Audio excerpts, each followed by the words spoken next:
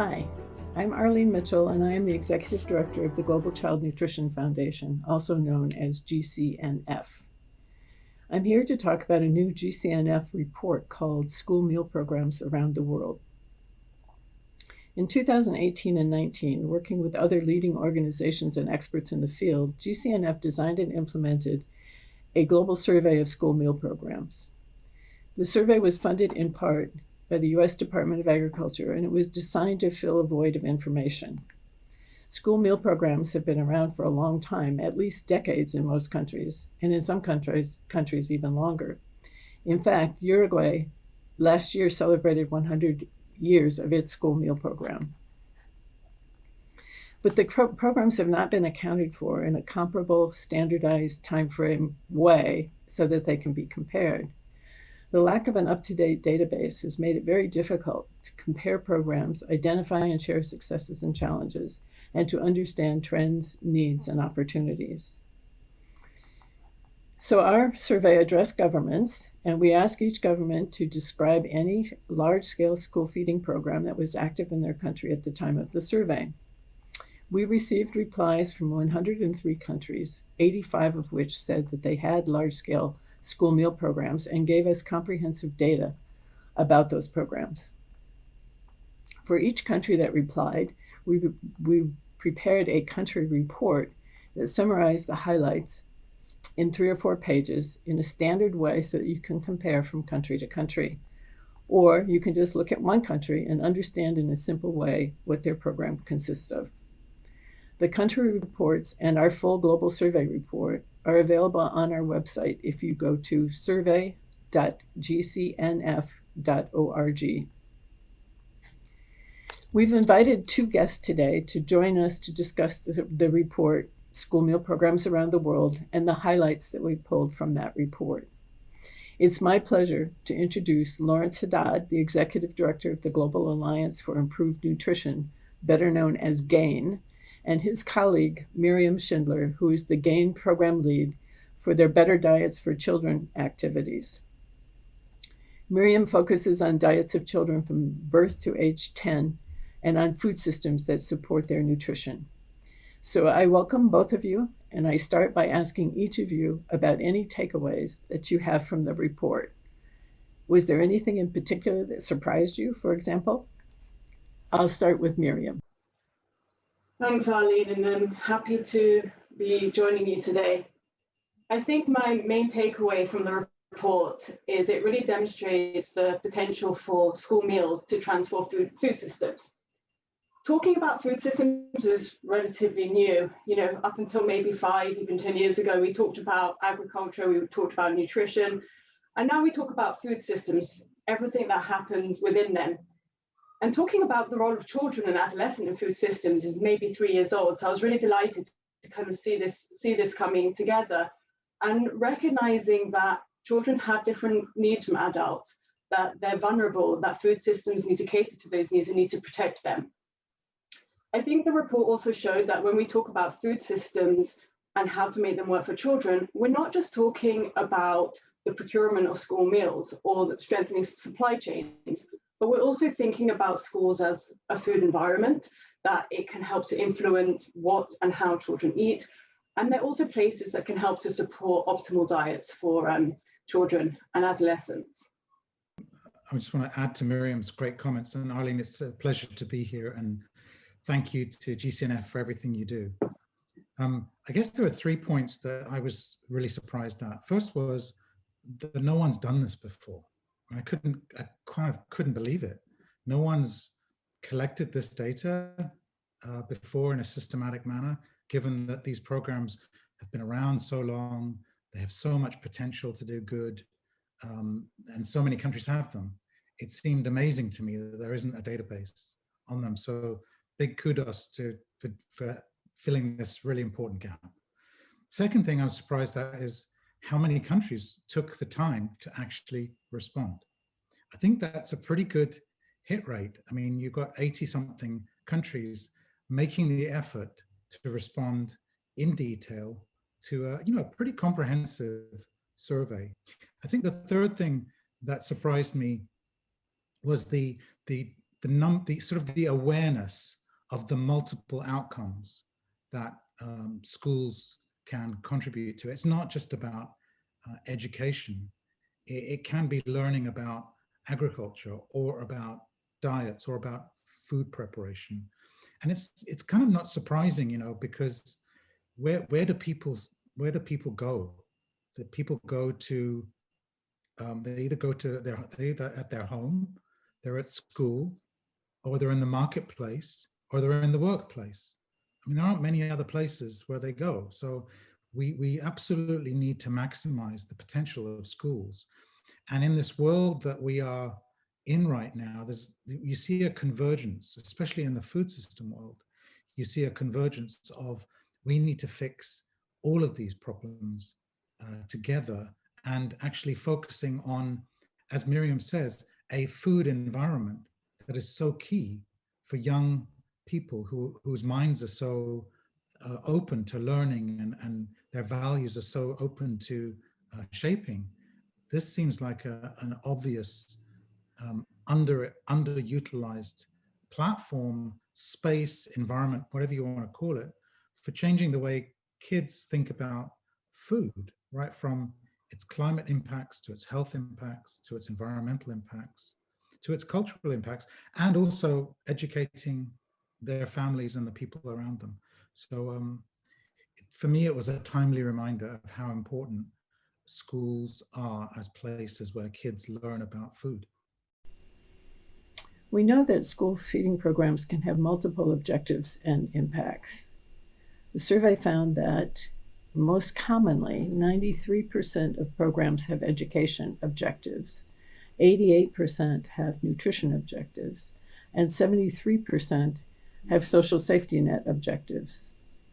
That said, 35% named agriculture as an objective, which is a bit disappointing, and only 25% named obesity prevention and mitigation, even though we're all aware of the growing problem of obesity and overweight around the world. In your experience, how important are these links between objectives and the actual impact? And where do you see the greatest opportunity for strengthening school feeding programs to have the maximum impact on child nutrition? But I really think what Miriam said is really important. It's a food environment, and I think you can look at food from production through to preparation and consumption in a school environment. So I think the challenge is to think about them not just as school feeding programs, but as about a food environment, and how can we exploit and support and empower kids' own agency to do things differently, and to help everybody else think about things differently. And I think the challenge there is, the school, the teachers, the school administration, the school district, all of those institutions have to really start thinking differently about schools and food. So I think if you look at the kind of individual objectives, I think it would be really important to look at the links between those objectives. For example, how can agricultural objectives improve education objectives? Children that live in farming communities or primarily rural areas, or just getting children interested in agriculture. Is there a way to link those objectives which support local agricultural economies with skills and education and training provided at schools? When we look at really what's going on I think that this report really focuses on older children and thinking beyond those 1,000 days. But in the first 1,000 days, there's been a lot of efforts to look at multi-sectoral approaches, thinking about how do different sectors come together to improve children's diets. And thinking about those school-age children, I often reflect on kind of 5 delivery systems or 5 kind of sectors that can come together, which are the health, the food, the education, social protection, and wash systems. And these kind of almost reflect what those objectives that you asked about in those reports. And I think what this showed is that we really need kind of multi-sectoral programming guidance for older children, just as we've started to look at for younger children, that we need to think about how does education work with agriculture? How does that work with local health systems? think reflecting also on what Lawrence said around food environments, although this obviously the focus is on school meals, there's also a lot of food that's sold within and around schools that doesn't form part of school meals. We need to think about whether those foods form part of the optimal diets for children and adolescents. They often can include unhealthy beverages and snacks that maybe haven't gone through the stringent processes that a school meal would go through as well, kind of in preparing the school meal. So I think when we talk about food environments, we need to think holistically about the food that's provided in and around schools and not just what's provided through school meals. I think that's exactly right, Miriam. The school environment is very important. And it's interesting because, as we noted earlier, 88% of surveyed school meal programs cite improved nutrition as one of their objectives. But we know that school meal programs are most often situated within the Ministry of Education. 66% of the countries that responded to our survey said that they have nutrition laws, policies, or standards in place linked to their school meal programs. But that's not a lot, especially if you see this as a nutrition program. So if you agree that the lack of standard dietary guidance for school-aged children is a challenge, what can be done? What opportunities do you see for establishing globally relevant, evidence-based nutrition standards for children aged 5 to 18? So I think I know that the general advice is not to answer a question with a question. But when people talk about food-based dietary guidelines and standards, I always ask, who are they for? And I think in this sense, it depends what we mean by talking about dietary guidance. Is it being used in relation to defining appropriate nutrients for different age children? Or are we talking about this to support the design of school feeding programs for the nutritionists developing the menus, or to inform local or national governments to have the procurement linked with these standards? Or are we also talking about using these standards to inform nutrition education? I think there's many ways that standard dietary guidance is used, and so I think defining exactly what we want to do with it. I also think we need to reflect that food is culture. If we asked everyone here what our favorite foods were, they would reflect the countries we grew up in, the families we came from, our religious and our cultural backgrounds. There's so many different factors. And I think what concerns me with global standards is it would be difficult to factor in the cultural relevance of food, and also the availability and affordability of certain foods in countries. And I think if you look what's happening on a national level, food-based dietary guidelines are completely changing. I always like to say we eat off plates, not pyramids. And you look at countries like Brazil that completely revolutionize how you think about dietary guidelines. And it's not just about food, it's about how we eat, who we eat with. In the US, the My Plate initiative, which takes a really simple plate idea, they show how to apply it to kids versus how to apply it to teens, to how to apply it to adults. So I think it's really important to have some form of standardization. I think so that we can also compare school feeding programs to share learnings across countries, but it needs to be done in a way which helps to support school feeding programs to improve their programs. It needs to be done in a way that also reflects the individual and cultural needs of each country, and that we're also not doubling up the work or creating conflicts between global and national guidelines. Thank you, Miriam. Lawrence, I'm wondering if you have any additional points maybe tied to that issue of food-based dietary guidelines linked to, for example, government procurement, the procurement of food for national school meal programs. Well, a couple of points to make. First is, and I agree with Miriam, national food-based dietary guidelines are obviously the key here. And some national food-based dietary guidelines are, out of date, and they need to be updated. Not just updated from a nutrition science perspective, but from a sustainability perspective and a whole range of cultural perspectives. But Miriam said, who are these food-based dietary guidelines for? I want them for policy making. food-based dietary guidelines, not just to apply to kids and adults and consumers. I want them to apply to the way in which policy is formulated, whether it is procurement policy or trade policy or agriculture policy or infrastructure policy. You need a whole of government approach to improving diets for everybody, especially for young children. And I've been really surprised, maybe I shouldn't have been surprised, but I've been very surprised by the intense interest in the context of the food system, the UN Food System Summit, which is coming up in September of this year, that I and a bunch of GAIN colleagues and others have been working on. I'm surprised at how much schools and school feedings are school feeding is featuring in the solution space, because you don't think of schools and school feeding as a food system intervention, but of course it's intimately connected. As Miriam said, all of these systems are interconnected. They don't operate in isolation in a hermetically sealed space.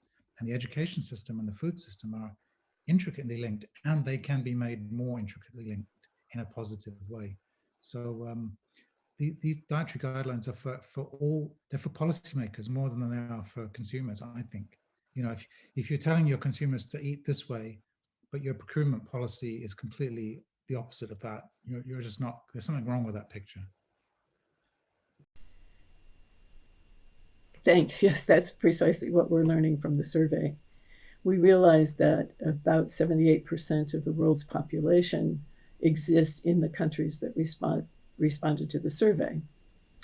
And those countries reported that they spent about $45 billion on school food programs.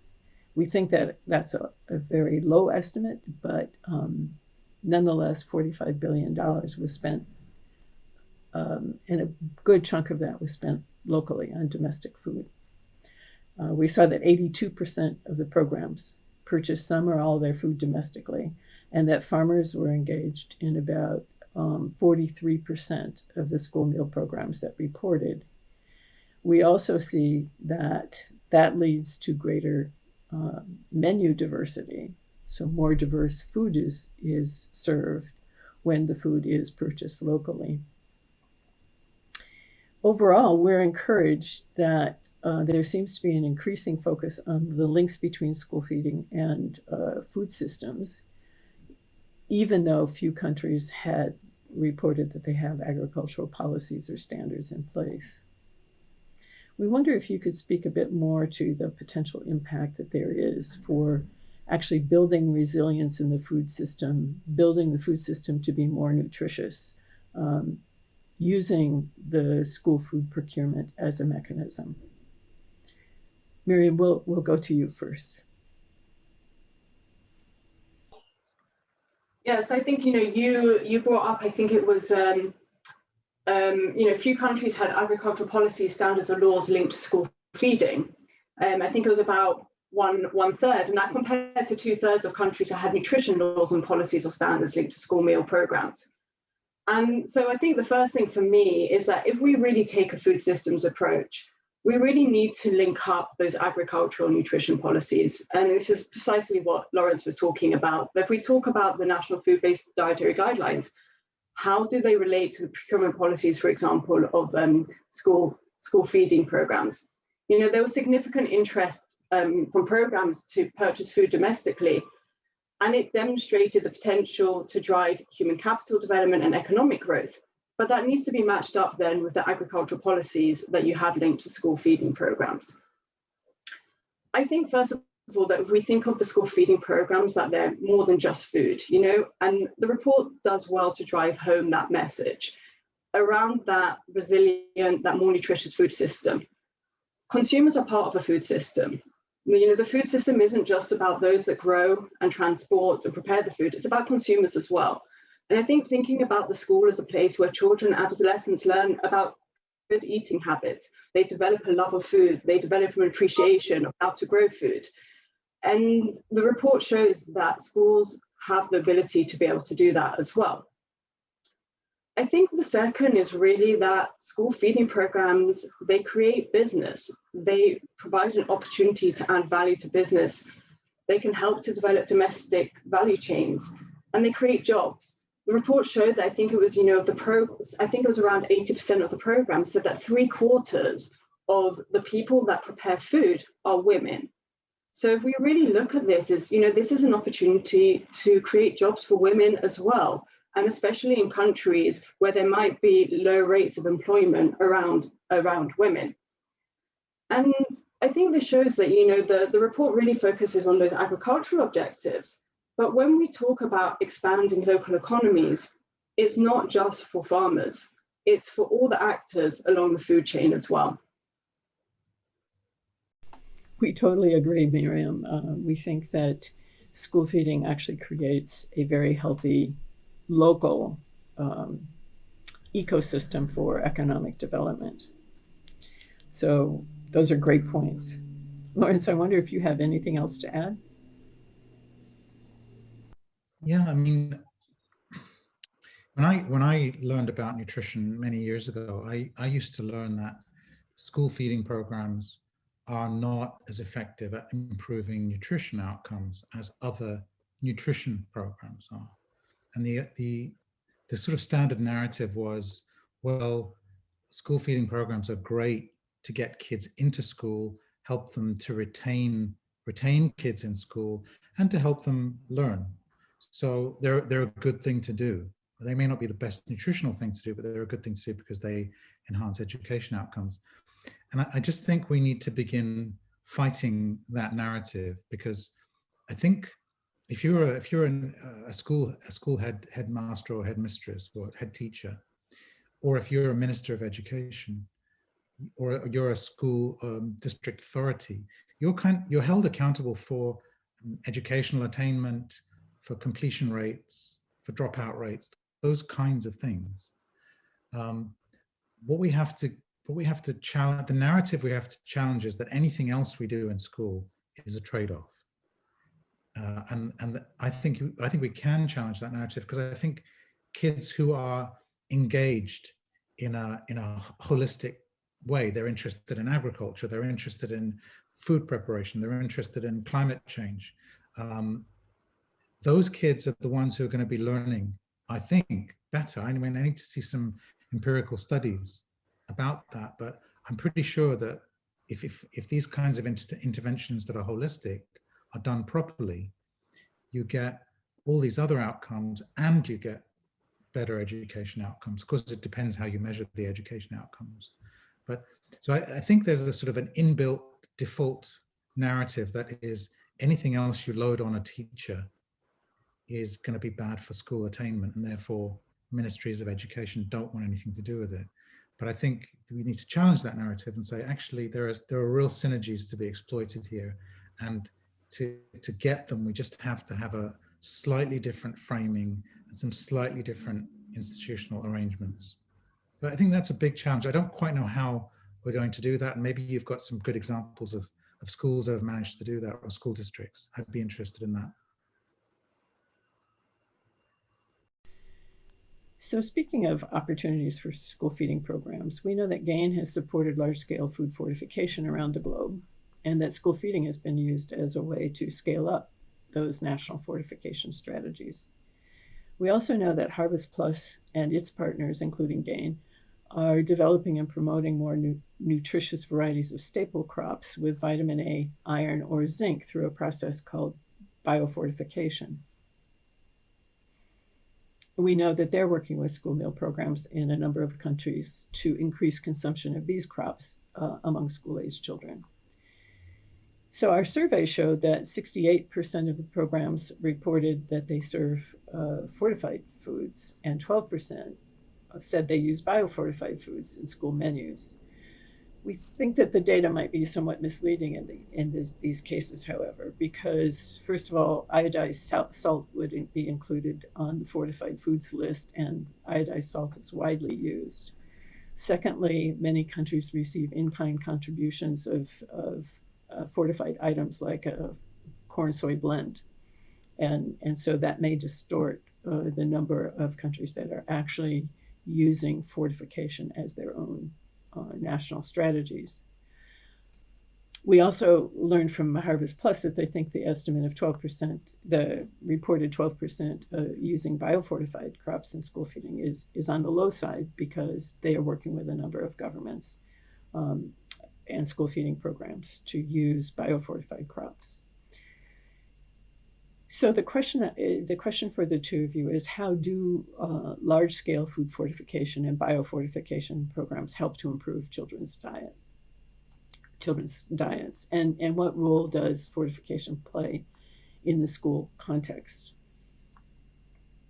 So, large-scale fortification of staple foods, this is post-harvest, it can be a really important vehicle for delivering key micronutrients, vitamins and minerals to kids who normally wouldn't be able to afford foods that are rich in micronutrients. Ideally, what we want is we want every family to be able to afford to purchase a healthy diet, and these are diets that are varied and diverse, and they have staple foods, but they also have fruits and vegetables and beans and nuts and fish and dairy and eggs, and some poultry. Those are the kinds of diets we want people to be able to afford. But data from FAO show, in Africa, 74% of African families cannot afford a healthy diet at the moment, which is absolutely shocking. So there has to be a way of trying to get micronutrients, especially to very young kids and children, young children, as they grow and develop, because their growth potential is off the charts in the first 2 and 5 years of life. They're growing, their brains developing, their immune systems developing, their bones, their muscles, everything is developing at rates that are multiple, 10, 20 times what even in young adults they're developing. A baby's brain at birth weighs 1 pound. The brain weighs 2 pounds after 1 year, and an adult's brain weighs 3 pounds. So you can get a sense of how quickly things are developing. So you ideally want to get healthy foods that are available and affordable, but we don't live in an ideal world. And so food fortification, large-scale food fortification, is a really good safety net, if you like. It's a kind of a no regrets thing that has to be done to get essential micronutrients to kids and vulnerable groups. It's really cost efficient. It's really high impact. Biofortified foods are really important complement to large scale, because biofortified foods, this is using conventional breeding methods to find varieties and strains of staple crops that are high in zinc and iron, bioavailable zinc and iron and retinol. And this is an important strategy, because large-scale food fortification you can only really fortify foods that are processed in large-scale situations, and that excludes some people from those fortified foods. And so biofortified foods can be produced in more remote areas for more marginal groups. So they're important as well. So, ideally what we don't want to have to rely on fortification. We want diverse, healthy school meals for all kids, whether they're in the UK or Switzerland or Rwanda or Indonesia or wherever.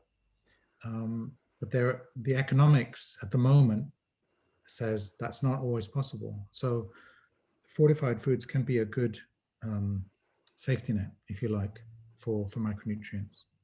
Important, sometimes necessary, but of course not nearly sufficient. So I think just to add to that, just kind of echoing what Lawrence said, that fortified foods, whether they've been fortified, either biofortified or fortified at processing, it's not a replacement for a food basket approach in school meals. It's an addition. It's a recognition that municipal governments might not always have budgets to extend to providing meals that meet an ideal standard for children. Instead, it's a social safety net, reflecting the reality for a lot of families, but also for local governments. I think also, large-scale food fortification is designed to reach entire populations. I think there's also recognition that when it comes to fortification, we also need to think about the specific needs of children and how to target fortification for them. For very young children, we might have targeted products like fortified blended porridges or fortified complementary foods.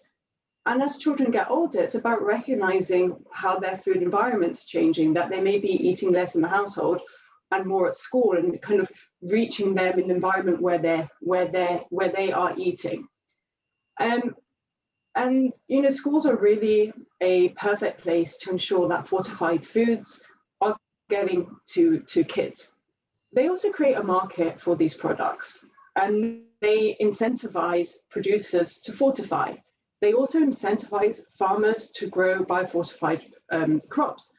It's a big challenge on the farm level to convince farmers to adopt new varieties, and especially something that's quite novel, like biofortified crops. And knowing that there is a market, especially an institutional market, provides an incentive, and ultimately it brings costs down as well. I think also just thinking especially around biofortification, there's been a big success with orange flesh sweet potato because it's colorful, it tastes good. They've had great branding, like the orange, if you've ever seen it, the orange is everywhere. And that's also very, very appealing to children. And it's also been kind of, activities done through school where it's actually children have liked it so much that they're taking that home and kind of asking their parents and families to buy the same. But there's also an opportunity that large-scale fortification and biofortification doesn't really cover, and that's fortifying, for example, dairy or yogurt, where I know the GCNF has had a project on that. Again, we're doing something on fortified yogurt in Ethiopia. And so where there are foods that, first of all, it's about identifying gaps in foods that children should be eating, like dairy, but also using the same methodologies to fortify them. So I think in addition to large-scale food fortification and biofortification, there's kind of opportunities to look beyond these staple foods and see where there's opportunities to kind of increase consumption among children of them, but also to fortify them. You've both mentioned things that relate to teaching children more about their own nutrition and making this into a whole life cycle approach. So they don't just eat healthy food at school, but they really understand it and they carry it on into the next generation and the next generation after that. So in our survey, we found that 91% of the programs said that they include nutrition education, but we're not sure how effective nutrition education programs really are. And I'd just like to ask you from your experience, what are some of the best practices? What can you recommend for ensuring nutrition education aspects actually work for improving nutrition amongst school-aged children? So I'm going to challenge this one, is that I think we need to move away from talking about nutrition education to talking about food education is for a start. There's something about nutrition education that narrows it into the space of talking about nutrients, and it also feels like it's very much confined to a science class. And that's one aspect of nutrition education. But what we're really talking about here is forming behaviors in children and in adolescents, about creating demand among them for healthier diets and healthier foods. And it's not just about the information, facts and knowledge that a child will learn, it's also about them building practical skills. So I think for me, the kind of practical best case examples, first of all, when it comes to teachers, and Lawrence touched on this earlier, if you've ever worked in a school environment and you make a recommendation for a new activity, a teacher's first response will be like, and where do I fit it in? Curriculums are packed, or they'll say, we're already doing nutrition education. We teach about nutrition in a biology class, for example. And so I think for me, it's about the fact that food education can be every aspect of a curriculum. In a maths class, you can talk about food education. You can talk about food history. Outdoor activities can be related to, school gardening. It doesn't need to fit within one subject, and it can be really cross-cutting. And I think when it comes to how it's taught as well, it needs to be engaging and it needs to be interactive. There's a lot of really great examples from health situations around social behavior change where I think we could really leverage some learnings from. And specifically relating to the school-age children, taking from the kind of the hand washing, Lifebuoy did this School of Five campaign, which was very, very successful. I think that's something that could be leveraged. There's also youth-led advocacy campaigns that have happened within schools. But I think we also need to think about after-school activities. Lots of schools have after-school activities when, you know, children might not go straight home from school, and this is something that happens across the world. Nutrition clubs, gardening clubs. I used to manage a nutrition project with the Girl Guides, which took place in after-school clubs as well. And these school gardens can also be linked to growing biofortified crops in school. Grow orange flesh sweet potato, grow drought-tolerant crops. You know, there's a big push now, especially driven by young people, to talk about climate change. That's an area. You know, one girl that I worked with in Tanzania, she built an iron-rich school garden, recognizing that one of the big challenges for girls in her school was iron deficiency anemia. So they designed a whole school garden that was built around beans and around green leafy vegetables. And so I think that this really demonstrates that I think that if you work with teachers in the right way, I do think that there's appetite to talk more about food education. And I do think that children are very interested in learning about it, but it needs to be done in an engaging way. Let me just add to that. I think it's about, and correct me if I'm wrong, Miriam, I think it's about food literacy, right? It's about understanding all aspects of food, and that idea about sort of embedding it in lots of different areas, subjects, curricula, preschool, post-school, that's the way to go. And I think the more engaging it can be, the more interactive, the more gamified maybe even it can be, the better. We had Gain and Johns Hopkins and FAO run this thing called the Food System Dashboard, and it brings together all these indicators around food systems, and it's a global portal, and it has lots of really brilliant maps, and you can see everything from who's eating what to how much food costs and where does food come from and who's growing what. And we had a competition for users back in October of last year, and we got about 50 applications and the 50 entries. And the 10 winners, of the 10 winners, 2 of them were teachers who used the Food System Dashboard in school. One from Iowa, who taught middle school kids, so from about 11 to 16 or 14. And the other one was from Kenya, who taught kids below the age of 11. And I said, so you used them in nutrition classes? They said, no, one used them in a geography class, and one used them in an environment class. And so, you know, I think we need to really think hard about mainstreaming this topic of food in all its glory, not just in its health aspects, but in other aspects, and to use as many interactive, different kinds of tools as we can. Obviously, computers and broadband connectivity and electricity connections are key, but there are ways to make it fun and interactive, because that's how people learn. That's how I learn. So, and it's lots of people learn. My sister is a teacher in high school, and she says her number one job is to make learning fun, and I believe it. Teachers might be motivated around iron fortification, at least. Because I understand that you get grumpy if you're iron deficient, if you're anemic. So that might be a classroom behavior issue for teachers as well. They may want to make sure that the children in their classrooms are not anemic. Before I wrap up, I'd just like to ask if there's anything else that you would like us to talk about, or that you would like to highlight, anything that we're missing in conjunction with our survey, or these kinds of issues that you would like to focus on now before we wrap up? Maybe I can ask a question of you, Arlene, and Miriam as well. Is it a crazy idea to think about?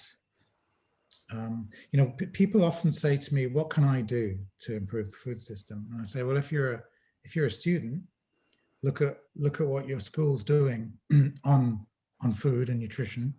What are they teaching it? What are they serving in the canteens? What are the after school activities? And try to, if you don't think it's good enough, tell the administrators, tell the teachers, tell people, get a group of students together and see if you can change things. And I often wonder whether there are any metrics around different schools in the same county or the same region. Is there anything that measures the quality of food environments at a school level? And would that be a useful thing or not? The ones that were good, you would think you could, celebrate their success, and the ones that were not quite so good, you could work with them to figure out ways of fixing it. But anyway, it's just a random thought. I think it's a great thought. We find that peer learning is probably the most effective learning, so teachers learning from other teachers, students learning from other students, administrators learning from other administrators. So if you have these examples of what I guess you could call positive deviance, then finding a way for those who are doing really well to share how they've succeeded with their peers, I think is a good way to go. It does get to be pretty micro level if you look at each school environment, but there's no denying the importance of community engagement, parental engagement in improving schools in general, not just school food, but schools in general. So I think one of the things we do capture in the survey is whether communities are involved and how. And the responses are communities are involved in all sorts of positive ways, everything from providing some food and support for the school meal program directly to building classrooms and organizing storage systems, et cetera. So community involvement is hugely important, particularly the parents. But I'll also refer to Miriam to see if you have any response to Lawrence's question as well. Before we go to Miriam, I just wanted to, I'd like to get Miriam's response to this as well, because I used to be I used to be the chair of the board of something in the UK called Bite Back 2030, which is trying to address obesity in young children in the UK. And one of the strategies that charity was trying to adopt was to try to get school scores and school assessments to try to get food and nutrition components into the school assessments. In the UK, they're called Ofsted, but that failed. But again, I'm wondering if there's that's a more systemic way of doing it, perhaps. But Miriam. So I'll say two things on that, and then as a daughter of somebody who was once an Ofsted inspector, seeing a bit like how the sausage was made, I'm a little bit skeptical of the assessments because they become very quickly linked to educational outcomes. And I think knowing Bite Back and knowing other kind of similar campaigns, my approach would be is trust children and adolescents to run their own activities, like get them engaged, and you'll be amazed with what they come out with. I think there's often this sense that it needs to be done in a very formal way, that it needs to be done through, school boards, or it needs to be done through municipal governments. And, Lawrence, you yourself, you talked before about go speak, you don't like what's happening in the canteen, go speak to your principal. And I think we need to be encouraging more young people to do that. And that's exactly what Bite Back, does, is that really these youth-led campaigns where they're identifying what the challenges are. And they're working, whether that's within a school or university or another area, they're working to improve it. That if they want to grow a school garden, it's providing them the space and the skills to be able to do that. So I think, also reflecting what you said, Arlene, it's celebrating those successes. When there is something, sharing it, that other schools might get inspired. If there's one school that's supporting children to be able to do kind of a food-based campaign, other schools might see that and get inspired by it and kind of, follow a similar path. I think when we look ahead, for me, like the word that comes up is resilience.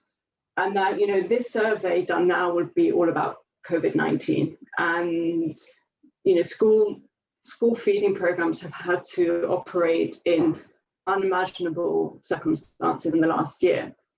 But I think when we think about resilience, there's also for me an objective that's kind of missing, and that's around environmental sustainability. And really about this is a way to also link together those nutrition and agricultural objectives, thinking about which foods you use or which crops you use that might be more resilient to climate change, especially thinking about school feeding programs in low middle income countries that might be hardest hit by climate change, where we've also seen with COVID-19, where countries or situations that are more dependent on international products, that we supporting domestic production, supporting resilience in that sense. So I think when we move ahead thinking about school feeding programs, it's really important to be thinking about the long-term environmental sustainability of these programs as well. That we're thinking about what are those agricultural objectives? Are they being linked with sustainability objectives? And how does that link in with an integrated nutrition supply chain as well? As we wrap up, I would like to just mention that we're also preparing a second round of the global survey. That will be done this year. The data gathering is scheduled to begin in July. Lawrence and Miriam, in that context, I want to thank you for your earlier suggestion that we include a question related to beverages used in the school meal programs. This is something we didn't capture the first time around. So we've added that question. We've made a few other tweaks, and we hope that we've made the survey a bit easier for countries to answer. And we're testing it out on a few friends now before we start translations to go live in July. The 2019 survey has given us an excellent baseline, and the 2021 survey will allow us to both update that information and capture the impact of and the responses to the COVID-19 pandemic. For those who would like to know more about the survey, past survey, future survey, or related matters, please go to survey.gcnf.org. And with that, I want to give a very hearty thank you to Lawrence and Miriam for this rich discussion and for all of the good work that you and your colleagues at GAIN do around the world. Thank you so much. We really appreciate it.